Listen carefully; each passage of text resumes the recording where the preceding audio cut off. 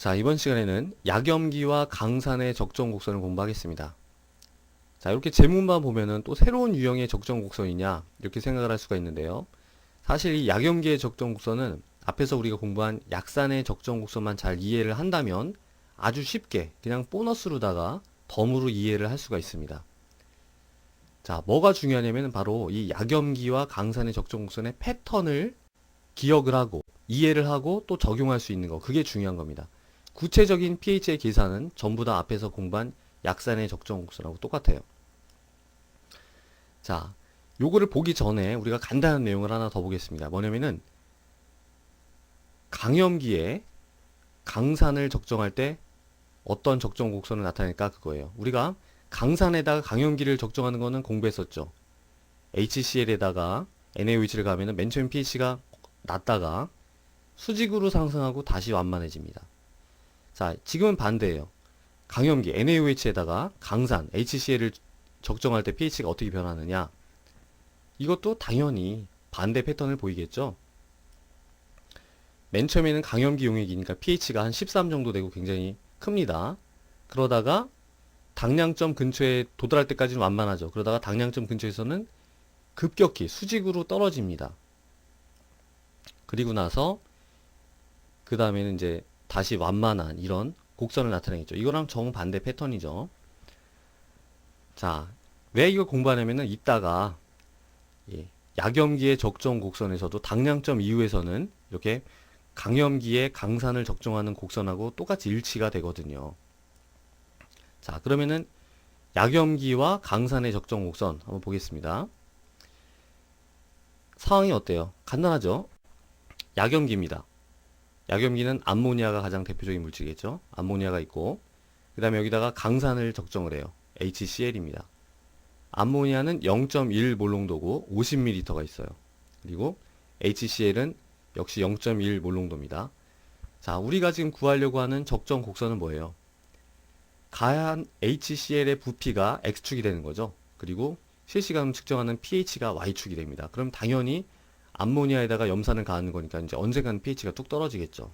어떠한 패턴으로 떨어지느냐, 그리고 그 패턴이 무엇을 의미하느냐, 이걸 우리가 이제 해석하는 게 중요한 겁니다. 자, 그러면은 HCl을 전혀 가하기 전, 이 안에는 뭐만 있습니까? 암모니아만 있죠? NH3가 0.1 몰롱도 수용액을 이루고 있어요. 자, 약염기의 수용액의 pH 어떻게 계산했었나요? 우리가 간단한 공식이 있었죠. 바로 OH-는 루트 KBC였습니다. 근데 역시 이때도 암모니아의 KB가 충분히 작기 때문에 우리가 이 식을 적용할 수가 있는 거예요. 암모니아의 KB는 원래는 1.8 곱하기 10의 마이너스 5승인데 우리가 뭐 1.8이라는 이런 수치까지 중요하지가 않기 때문에 그냥 10의 마이너스 5승이라고 간주를 하겠습니다. 자, 그러면은 pH가 어떻게 될까요?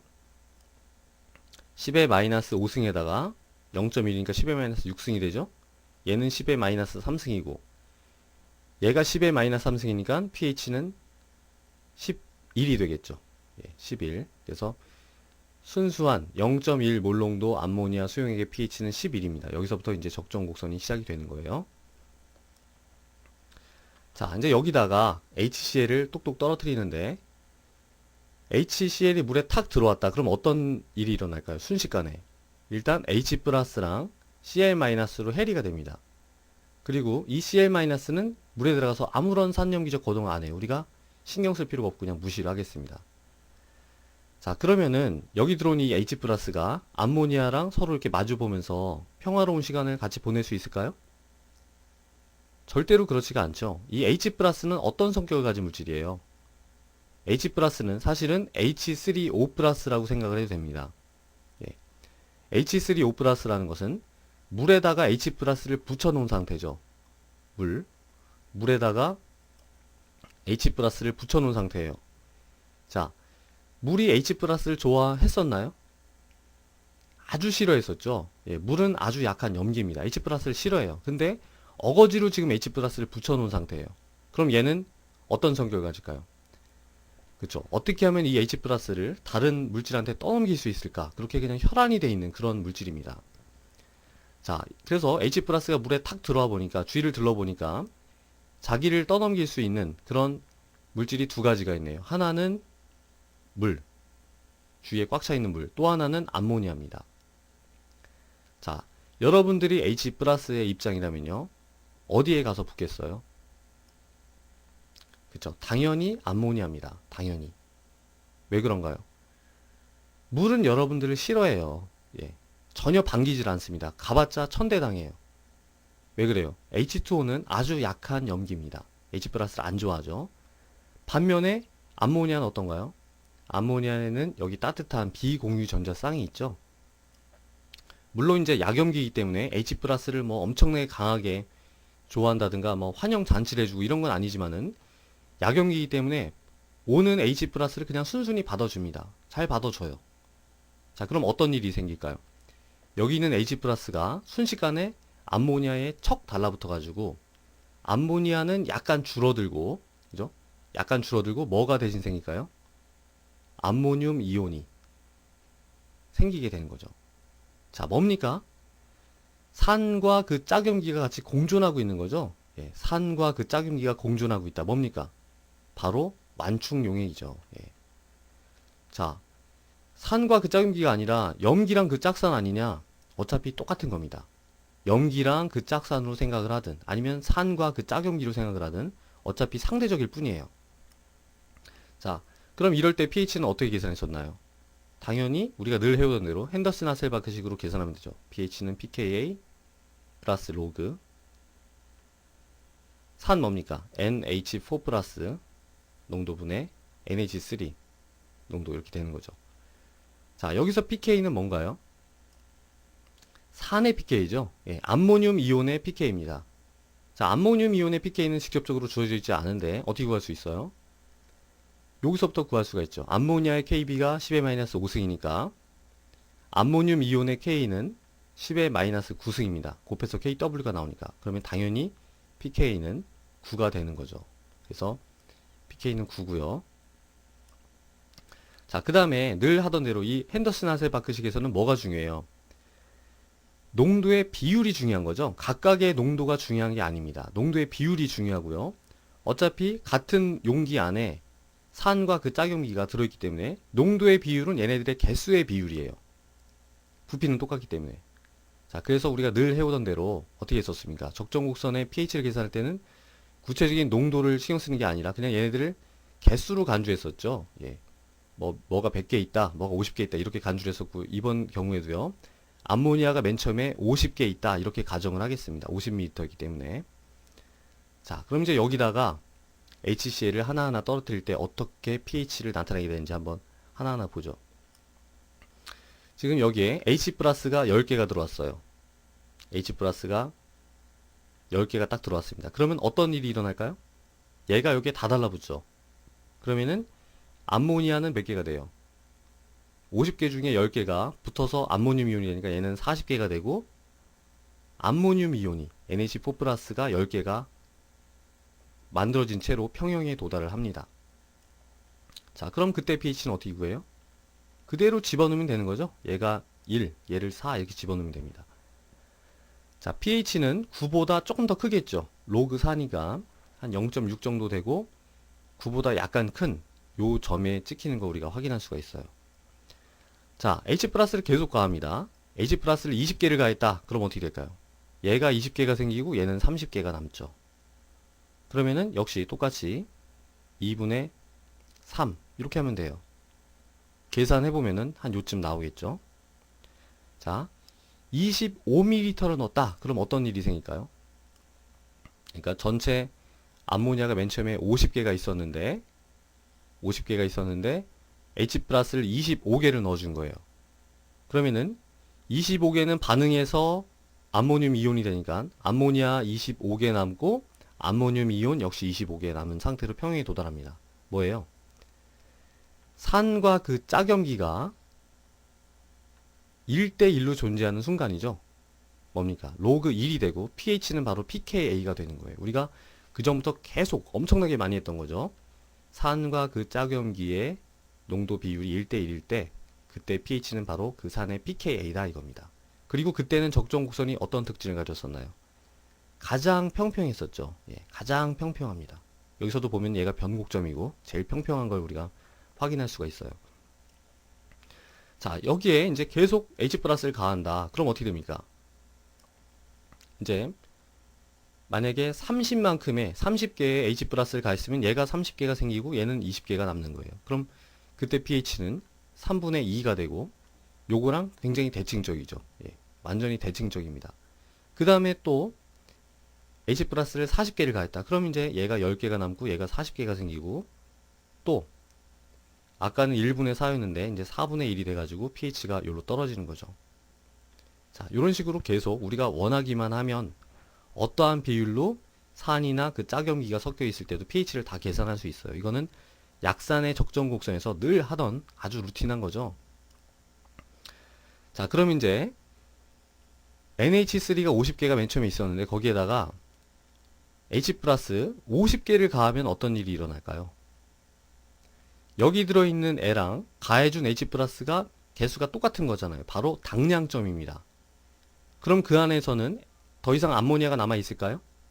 그렇지 않죠. 전부 다 반응이 완료돼가지고 전부 다 NH4+로만 존재를 합니다. NH4+가 50개가 있는 거고요. 암모니아는 극미량입니다. 아주 조금밖에 없어요. 우리가 그냥 거의 무시할 수가 있죠. 그리고 H+도 반응이 완료됐기 때문에 여기에 남아도는 H+는 거의 없다고 생각을 할 수가 있습니다. 자, 그럼 이 상황의 pH는 어떻게 계산했었나요? 당량점에서의 pH.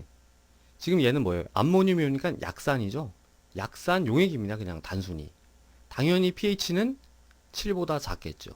약산의 수용액이니까. 그래서 당량점의 pH는 7보다 당연히 지금 작은 걸 알 수가 있죠. 자, 구체적인 pH는 어떻게 계산할 수 있을까요? 이럴 때 우리가 늘 쓰던 방법이 있죠. 약산 수용액의 pH는 H+는 루트 KAC 이런 공식을 써줬습니다. KA 뭐였어요? 아까 10의 - 9승이었죠. 10의 - 9승이고 농도는 뭡니까? 농도는 맨 처음에 0.1 몰농도였죠. 그대로 0.1일까요? 사실은 그렇지가 않죠. 예. 왜냐면은 적정을 하면서 희석이 됐습니다. 똑같은 50개의 암모늄 이온이 100ml가 아니 50ml가 아니라 이제 100ml에 들어있는 거예요. 부피가 2배 팽창했기 때문에 농도는 반이 됐습니다. 0.05 몰농도. 자, 그럼 어떻게 될까요? 얘가 만약에 0.1 몰농도라면 pH가 5인데, 그죠? 얘보다 조금 더 희석이 된 상태니까 pH 5보다는 조금 더 큽니다. 예. 그래서 5보다는 약간 더 위에 요 당량점의 pH 점이 찍혀 있는 걸 우리가 볼 수가 있죠. 자, 그 이후에는 어떻게 될까요? 50보다 당량점 이후에 H+를 계속 가한다. 그럼 어떤 일이 일어날까요?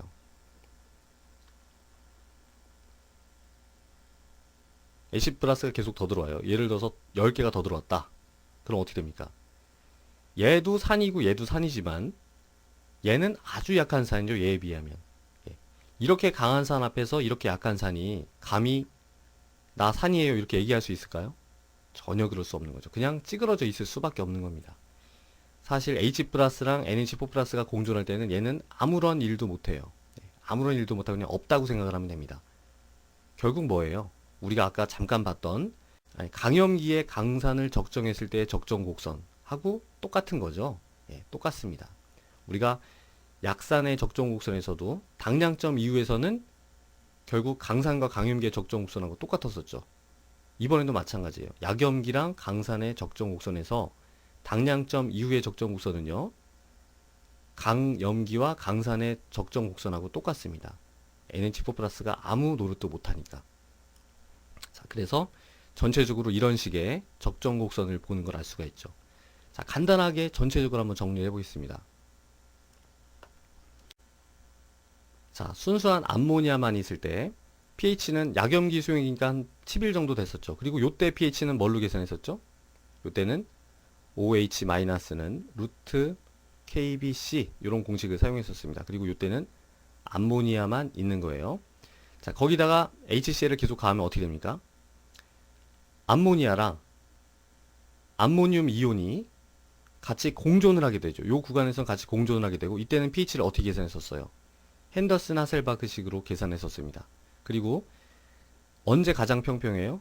그죠? pH가 pK가 되는 순간, 요때가 가장 pH 9에서 가장 평평한 걸 우리가 확인할 수가 있고, 그 pK라는 것은 약염기의 짝산의 pK를 얘기를 합니다. NH4 플러스의 pK를 얘기하는 거죠.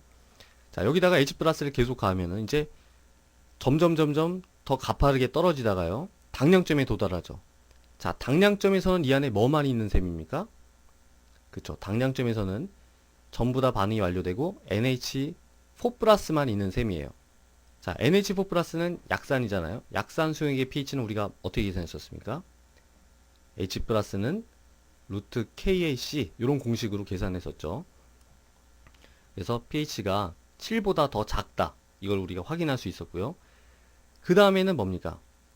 그 다음에 H 플러스를 계속 가면은 여기서는 NH4 플러스랑 H 플러스가 같이 공존을 하지만 이렇게 강한 산 앞에서 이렇게 약한 산은 전혀 아무 일도 못한다는 거죠. 무시를 해도 되고 그냥 여기 있는 H 플러스의 농도를 가지고선 pH로 전환만 하면은 적정 곡선을 우리가 그릴 수가 있습니다. 우리가 그 전에 공부했던 약산과 강염기의 적정 곡선하고 거의 대칭적일 뿐이죠. 자, 그리고 이 패턴, 이런 패턴을 가진다는 거, 완만했다가 뚝 떨어졌다가 다시 완만해지는 이 패턴을 이해하는 게 되게 중요합니다. 그리고 pK가 되는 거죠. 자, 그러면은 이 적정 곡선을 바탕으로 해가지고 우리가 지시약에 대해서 한번 적용을 해보겠습니다. 자, 여기 적정 곡선 두 개가 있는데요. 요거는 굉장히 반갑죠. 우리가 요 전에 공부했던 약산과 강염기의 적정 곡선입니다. 우리가 이때 어떤 지시약을 사용했었나요? 지시약이라는 것은 항상 당량점에서 색깔이 급변해야 되겠죠. 근데 약산의 적정 곡선에서는 당량점의 pH가 염기성이었어요. 7보다 더 큽니다. 그렇기 때문에 페놀프탈레인처럼 pKa가 한 9 정도 되는 요런 지시약을 써야지 우리가 민감하게 색을 변화시킬 수가 있었죠. 당량점에서. 반면에 메틸레드처럼 이렇게 pK가 작은 지시약은 어땠었나요?